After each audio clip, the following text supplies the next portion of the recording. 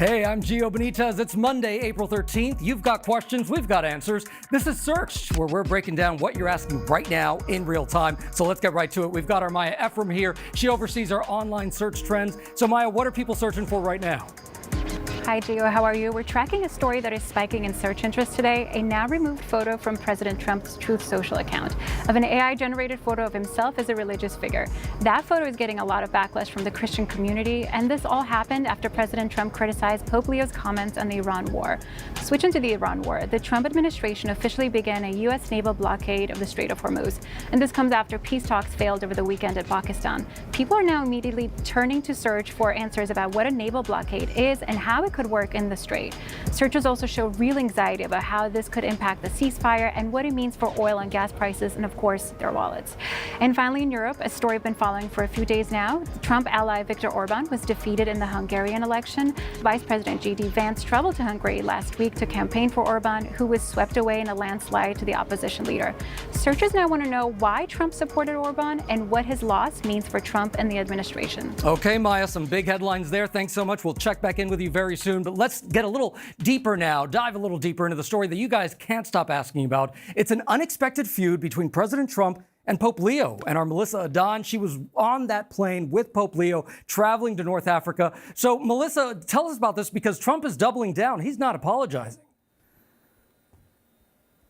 Absolutely, Gio. It is just shocking. Just to put it in perspective for you, Gio, we woke up, this was Rome, early this morning in the overnight hours in the United States when I was seeing that reaction, that initial post by President Trump. It was shocking to see that he had such harsh words for Pope Leo, the Holy Father. So at that point, the journalist this morning, I was preparing, rushing over to the airport where we were boarding the papal flight because we are currently on Pope Leo's planned trip to Africa. So with that, Gio, came the access to meet Pope Leo. I myself got to shake Pope Leo's hand this morning. I got to meet him. And then with the gaggle of reporters, we were asking him questions and asking him, of course, what was on all of our minds. What is your reaction, your feeling to President Trump's comments?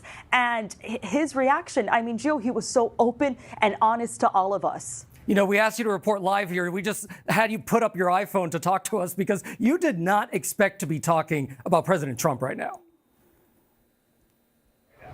Exactly, Gio. This is something when I was getting ready to go on this flight this morning, or at least from last night, I was thinking we're going to be discussing Pope Leo's reason why he's doing this trip, this papal trip to Africa. But already during the weekend, even when I was out there at the Vatican, Gio, that Saturday night when Pope Leo held his prayer vigil, he specifically called out against war. He called for peace, and he said it, enough of war. You know, Gio, he was citing previous popes who, of course, have always had messages against war and have always historically called for that, but never a time that we have seen something this historic, Gio, that essentially a pope not only just calls out for peace, calls out for war strongly and confidently, and then a sitting U.S. president has insults thrown at the Pope. So, Melissa, we're looking at the trends here, and they're basically saying this is what people are asking. Did Trump threaten Pope Leo? So did he?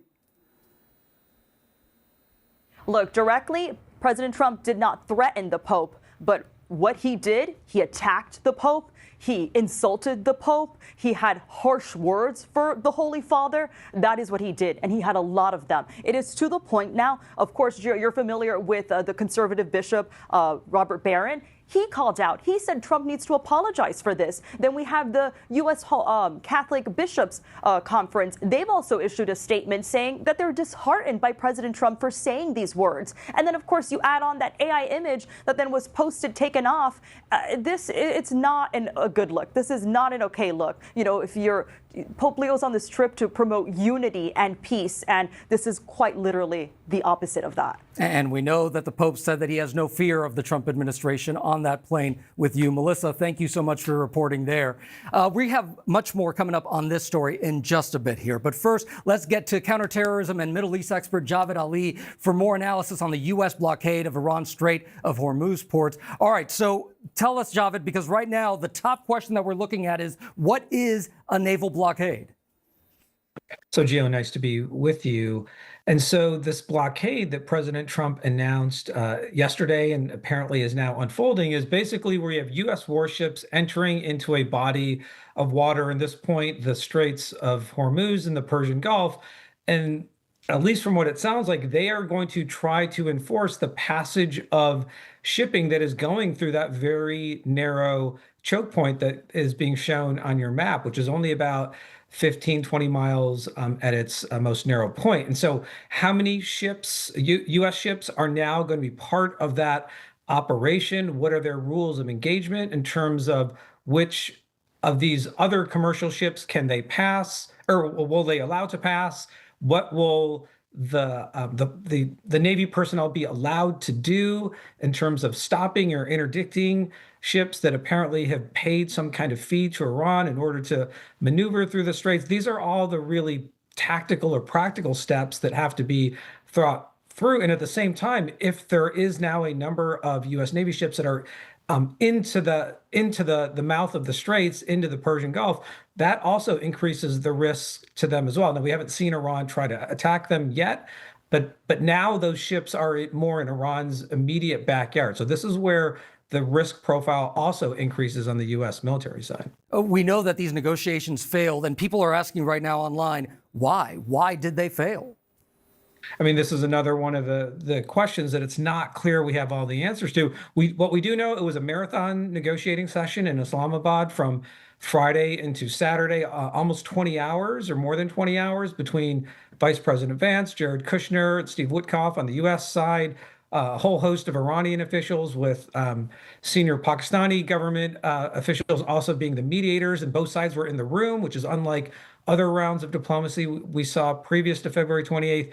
But all the different issues they discussed, probably or most likely the status of Iran's nuclear program and its highly enriched uranium, ballistic missiles, and drones, support to its partners in the axis of resistance. If those were all terms or issues up for some kind of negotiation in Islamabad, it seems like there was no resolution and neither side could come to a good outcome. And so that's why now apparently the ceasefire has at least broken down, even though both sides are not yet resuming military operations. So that's where I think we are in the state of diplomacy. Doesn't mean that the talks have ended completely. They just may not happen again in Islamabad. There may be another location for these talks going forward. And of course, all of it impacting oil and gas prices. Javed Ali, thank you so much for that. All right, you are also searching Viktor Orbán's stunning loss in the Hungarian election. That might be a name you never heard before. And hundreds of thousands are really looking into why this matters. So Tom Soufi-Burridge is here from overseas. He's been keeping a close eye on this. All right, so who is Viktor Orbán? Viktor Orbán is a 62-year-old, the most dominant figure in Hungarian politics pretty much ever, Gio. He's been in power, or was in power until last night, for 16 years straight. He was prime minister before that as well. He's a social conservative, and yeah, he's dominated politics in that country throughout most of our lifetimes. And he's been a good friend to Donald Trump. He's been a good friend to Vladimir Putin of Russia, and he's been an adversary of the European Union. And why did Orbán lose? Very good question.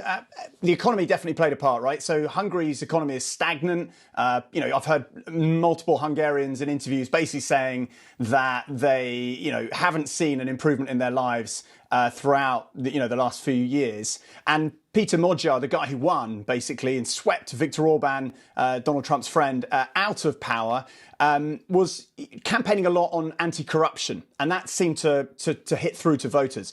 But also, he played a pro-European message. Now, Viktor Orbán, as I said, has been the nemesis of the European Union. So the European Union, that club of 27 nations here in Europe, has been pitted against Viktor Orbán. Viktor Orbán's been breaking the rules, basically, repeatedly over the years, in terms of curtailing, what the European Union deems to be democratic principles, like concentrating the power basically in his own party, making sure that judges are appointed are favourable to him, creating, in Viktor Orbán's own words, what's known as a kind of illiberal democracy.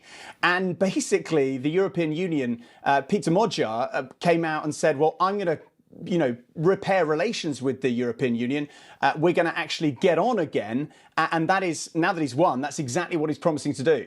And people are searching if Peter Magyar is liberal or conservative.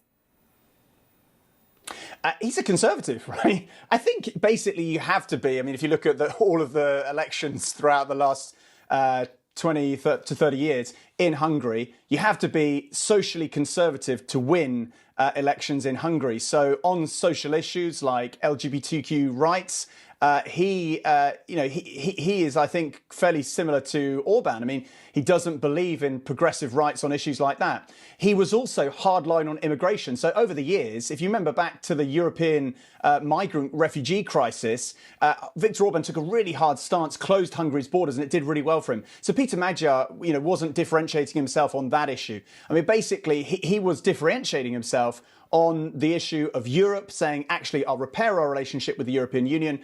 We're going to actually get on and not be a thorn in the side of the European Union. Because what is true, Gio, is that actually Viktor Orbán over the years, he has not only been a problem for the European Union, but he's been that critical ally for the Russian president, Vladimir Putin, but in the heart of Europe. So he's been causing problems. He's been blocking aid and financial loans to Ukraine for their war in their defense against Russia. And that's been a big problem for the European Union at large. All right. Tom Sufi Burge, thank you so much for all your reporting on this. I know you'll stay on it.